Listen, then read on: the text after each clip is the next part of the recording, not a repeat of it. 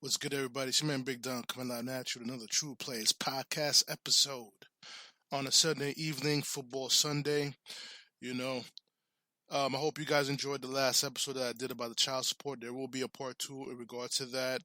But however, the subject will be changed a little bit because we couldn't come up with an agreeable time with our child support expert to be on the show, but there will be a part two. We're gonna go into a different path in regards to the part two of the episode.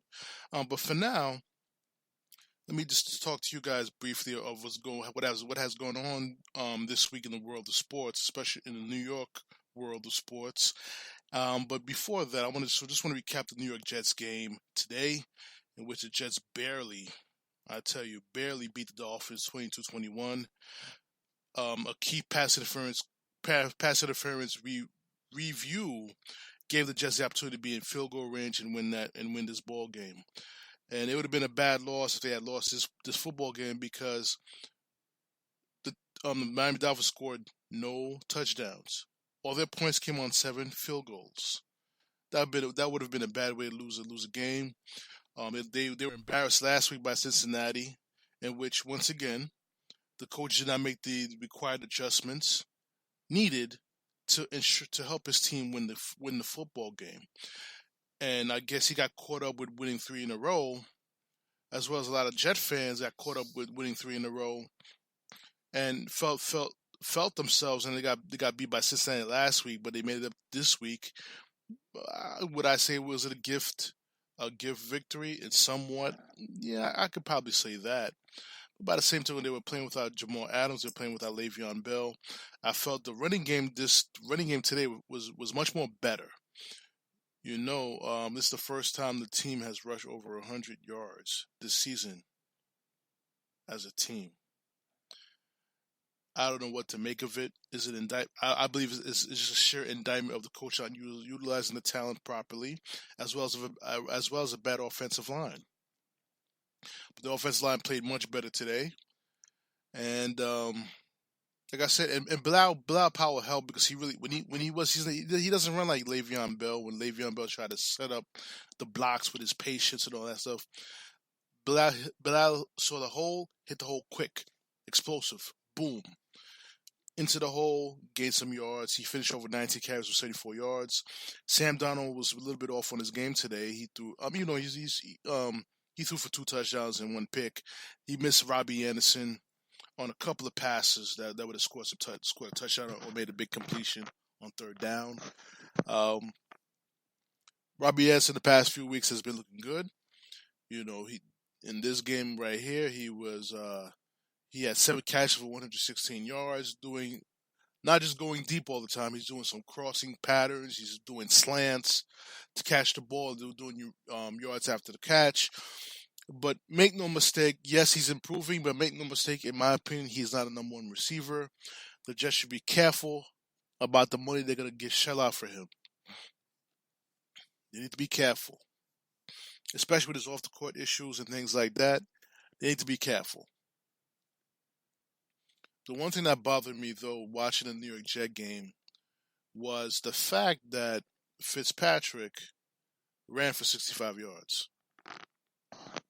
I mean, granted, the defense did get an interception off of him, but this guy was going crazy. 9 yards per carry, 9.3 yards per carry to be precise.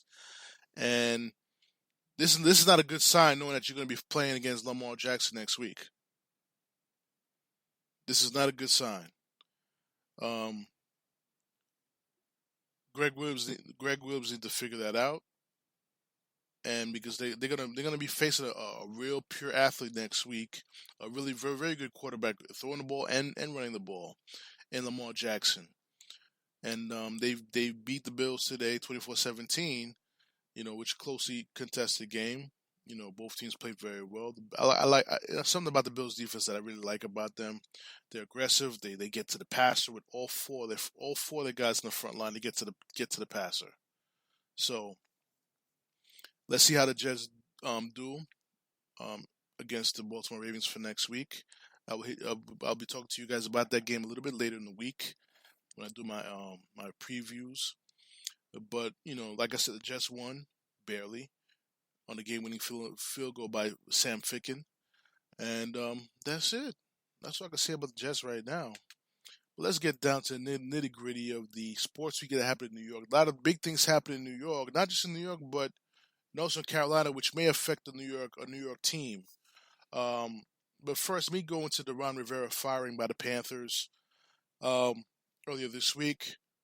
Tepper, the new owner of the Carolina Panthers, I think he did right by Ron Rivera. Being honest, saying that he's not going to try to look for coach. He doesn't want to look for coaches behind his back.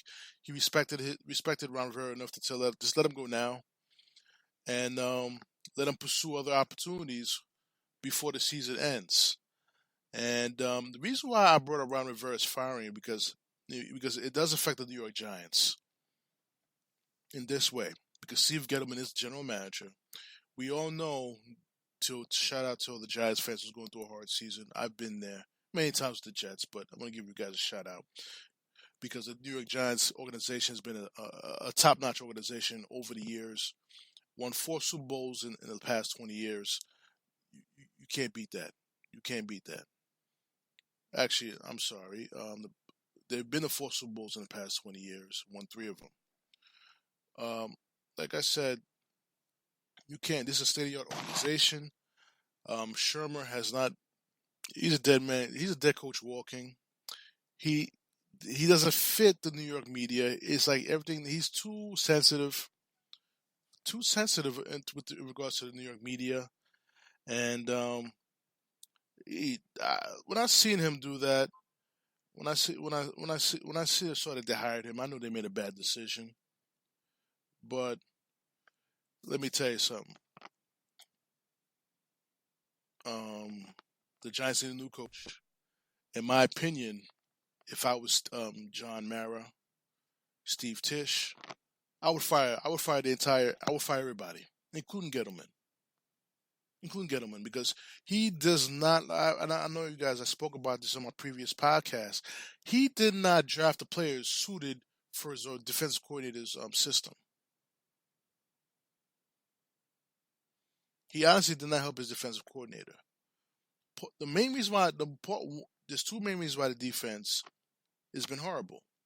One is sheer talent, and two, the guys picking the talent didn't pick the players according to what the system that the defensive coordinator runs, which is a 3-4 defense. That's why I felt they should have drafted Josh Allen with the pick they had, and then drafted Daniel Jones later in the first round. I honestly believe the Redskins was bluffing. A lot of teams was bluffing the Giants about they're going to take Daniel Jones next. But even if you did miss out on Daniel Jones, you still had Drew Lock available. But the objective is to get that defense straight and narrow. But now let me go back to Ron Rivera. If by chance Steve Gettleman does stay as Giants GM, you can bet a whole lot of money that he's going to try to hire Ron Rivera as the next head coach of the New York Giants, which probably will bring the Giants over to a new direction. And again, the Giants will have to switch back to the 4-3 defense because Ron Rivera does not run a 3-4 defense. He's been a primary 4-3 defense guy with that cover 2, Tampa 2 cover 2 type of defense. So hiring Ron Rivera, the Giants get back to having a defensive minded coach as coach. The legend of the New York Giants teams have been great defenses, not great offenses, great defenses, pass rushes. Whether it was LT, whether it was Strahan, Umanura, Tuck, and Joseph and Canty, they've been built on pass rush and solid linebacker play. Solid linebacker play. And hopefully Ron Rivera will express that to Gettleman, that let's drive defensive players that could play my system. You need cornerbacks. Definitely need cornerbacks. And you need to work on that offensive line a little bit more. A little bit more. And the way they're playing that, I can see the Giants. I'm just thinking out loud. Depending on where they pick. They may pick a defensive player There's a top defensive player that's in the draft that's coming out. Who they say is going to be better than Nick Bosa. You could draft him, but if I was the Giants, I would definitely flirt with the idea of trying to trade up to get another first round pick to get Judy. You get your number one receiver and you get your number one pass rusher. But that's a pipe dream. It's going to take a lot for them to get two top 10. They're already going to be in the top 10 for one draft pick. But the second draft pick to get up to that first top 10 is going to take a lot for them to do that. Now I think it would not be a good idea, but I'm just dreaming that they could probably swing a trade in which they could get Judy also. So that's the way the Giants are going to be going for, looking towards now. They're playing the Eagles tomorrow, which Eli Manning is going to be starting for Daniel Jones. Daniel Jones will be out with a high ankle sprain. Um, let's see what happens with Eli back in the fold. How much the offense will change, because he's not as mobile as Daniel Jones, but I'll tell you one thing: he won't fumble the ball as Daniel Jones fumbles the ball. I'll tell you that much. He'll do a bad job protecting the ball, but as far as throwing interceptions, they're pretty much the same player. When it comes to that, they'll just chuck it up and then what have you. So on that note, I will speak more about the Giants after the season about who they should pick as head coach. But I do believe Ron Rivera is one of the top candidates for the job. Um, there's no doubt about that. And we're gonna switch on now to we're gonna switch to baseball because I want to leave basketball for last because I haven't spoke about the Knicks since the season started, and I'm gonna get into that right now. Get into that after I deal with the baseball stuff with the New York Mets situation. First, Zach Wheeler is signed with the Phillies for five years, $118 million. I'm gonna keep it simple. I'm gonna keep it simple for you guys. He doesn't deserve that much money. The Mets did the right thing by not giving him that type of contract. I would probably give him 4 years, 4 years, about 75 million, with the option for 25 million over the year because he still hasn't shown that he could pitch pitch efficiently and go deep into games. He has improved each year. He has improved each year. He was healthy this year. He's going deep into games, but I want to see him be able to throw 100 pitches consistently while going through seven and third or seven 2/3 innings constantly as a pitcher.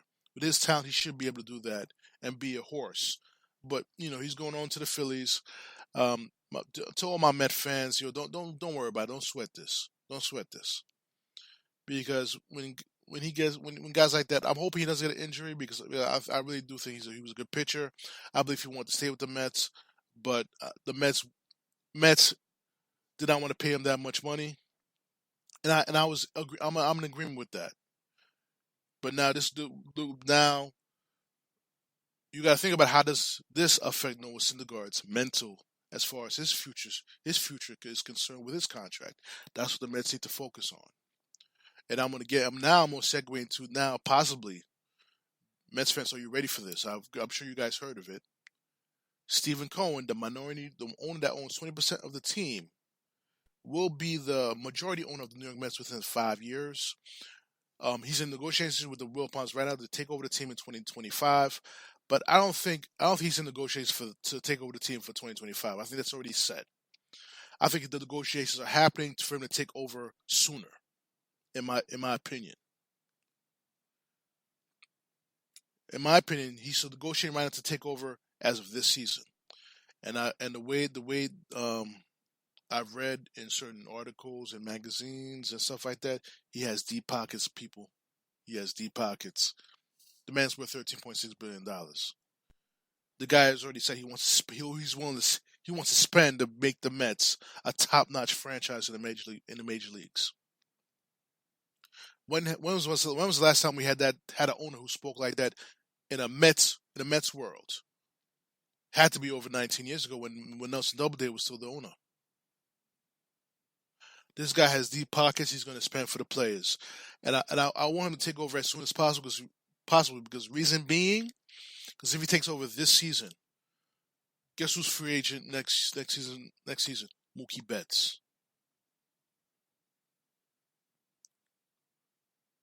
The Mets need a center fielder. Mookie Betts is a superstar. He fits the Mets right now. I'm actually salivating at the thought of him being a New York Met next year because of Steve Cohen as owner, who has deep pockets and willing to make that move to make it happen. Also, will they pull it now? You got to think about Anthony Rendon. Will they pull the trigger on Anthony Rendon? Something to think about. Something that Brody's anxious to start, going to work under this guy, I believe, because he got deep pockets. He's willing to spend the money. But this is the problem that Brody made when he traded for Edwin Diaz by taking on Robinson Cano's contract. Robinson Cano is a blockade for any flexibility of what the Mets can do with as far as their lineup is concerned, as far as positioning their players. He's a blockade because the reason being is second base. He clogs up second base. In my opinion, Jeff McNeil should have been the second baseman last year. You would have the flexibility if you wanted to sign Anthony Rendon. You would have signed Anthony Rendon, or you could have done a situation where you would have sent Pete Alonso to the Arizona Fall League to learn how to play third base. He gets acclimated to third base. You have Don Smith at first base. Bingo. There's your infield with Alonso, Don Smith, Rosario, and McNeil. Then you got the outfield free for Cespedes. Well, I believe he's going to come back, guys. He's going to come back. He wants another contract. So you got Cespedes, Nemo, and Conforto in the outfield for now. Will they make a trade for Starling Marte? I hope so. We need a center fielder badly. Then you could now forward the idea of now you could trade Cespedes. You're basically going to trade him just to have somebody take on his contract for the rest of the season. Even though the Mets do have insurance that would cover the contract for the entire season, but you got that going for you right now.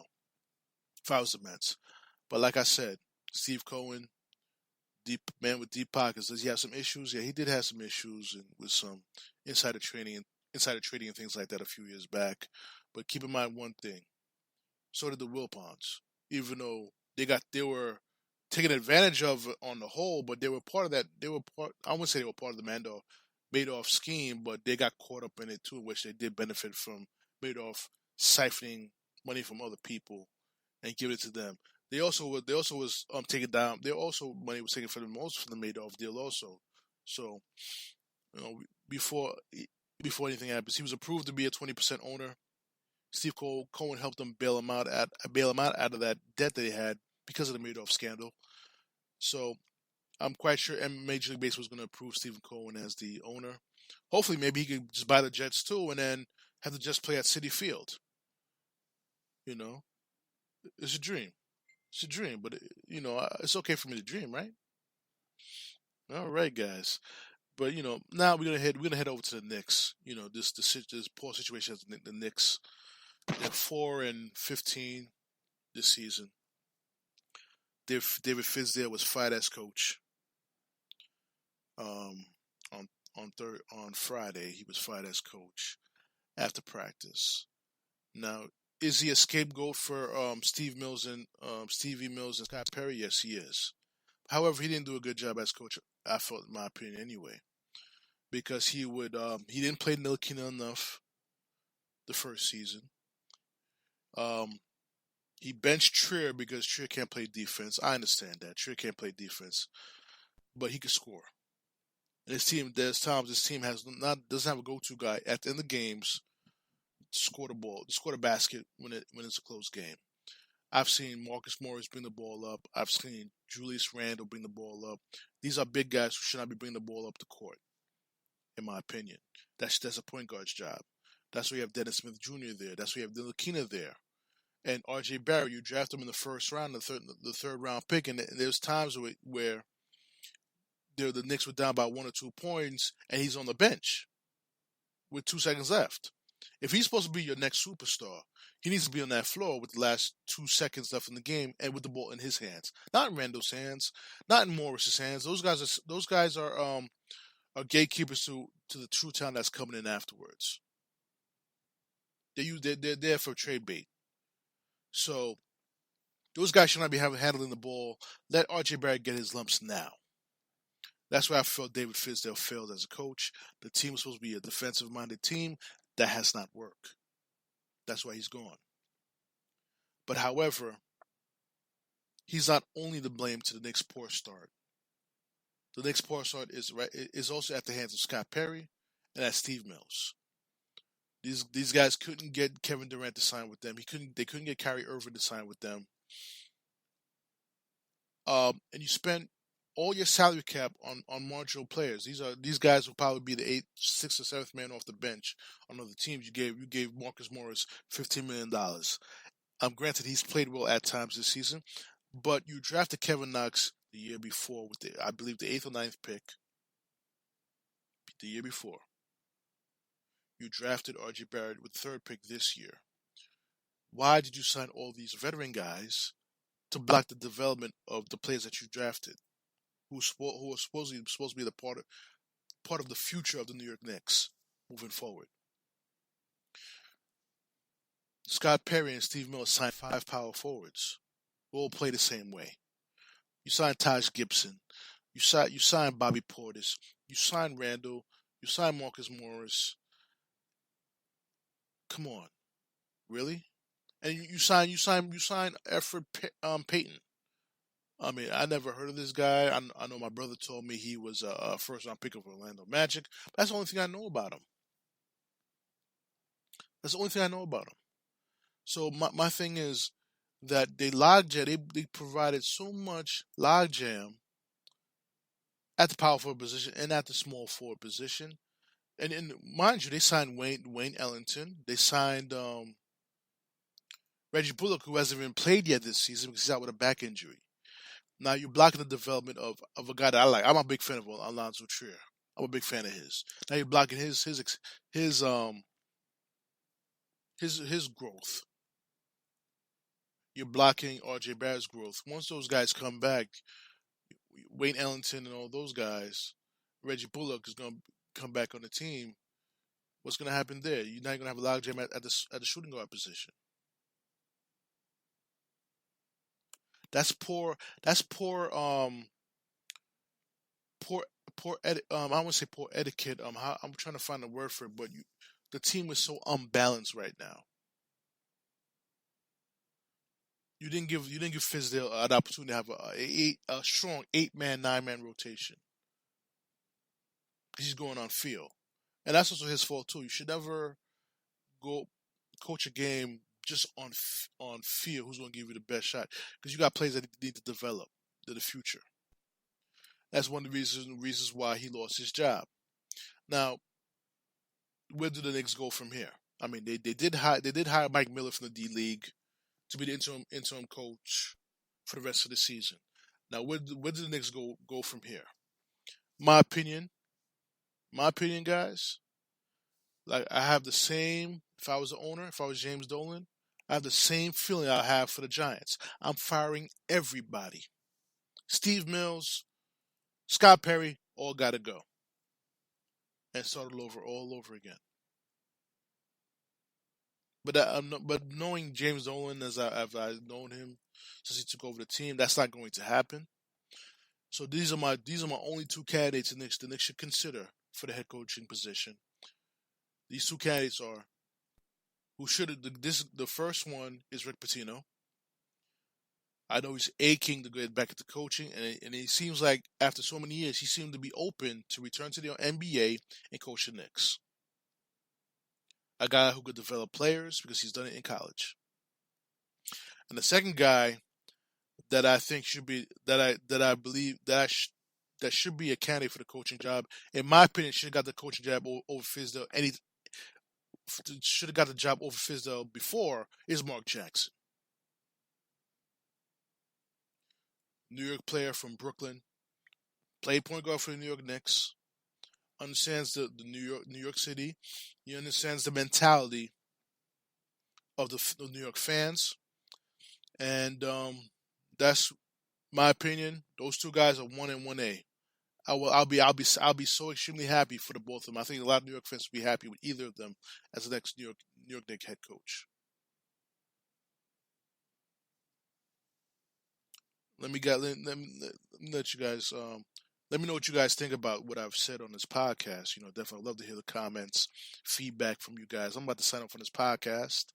You definitely listen to podcasts on Joey G Radio, Spotify, Anchor, Spreaker, SoundCloud, iHeartRadio, TuneIn Radio, Apple Podcasts. I think I said that before, and Google Podcast.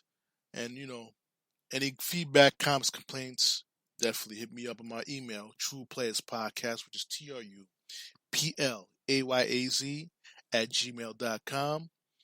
And subscribe to my podcast. Hope you guys enjoyed the podcast. Hope you enjoyed the last podcast I had before with the child support. There will be a part 2 to it. And it's your man Big Dom. I'm gonna sign off on this podcast. Hit you guys soon. Peace.